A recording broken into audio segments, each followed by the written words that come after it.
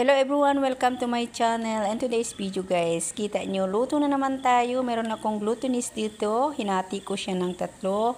At nilagyan ko siya ng green color at red at saka white. Ito ay gagawin kong sapin-sapin na kakanin guys.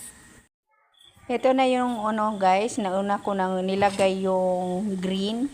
At ngayon isunod ko naman yung red color guys. O 1 spoon ang paglagay ko niyan guys. At ito na yung second layer. 1 spoon each yung mga ganyan guys.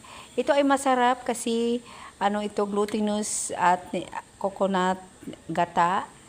At saka condensed milk lang siya guys yung halo nito. Masarap talaga ito. Kaya ayan, ito na yung second layer guys. Isa ito sa mga binebenta ko sa school guys. Gustong gusto ng mga bata at saka mga guro dyan sa eskwelahan kung saan ako nagbebenta guys. 5 pesos each nyan siya. Madali lang ito guys kasi steam lang siya. Ayan. Okay na yung second layer. Ibalik ko ulit sa steamer at saka yan. Ilalagay lang ulit sa steamer yan kasi yan ang pagkaluto. Ito na yan siya guys, yung red, tapos na, yung isunod ko na naman yung last layer, yung white siya guys, yan. Tigo 1 teaspoon talaga yung isang cup na maliliit, yan. Bali 3 spoon yan siya, different color, yan.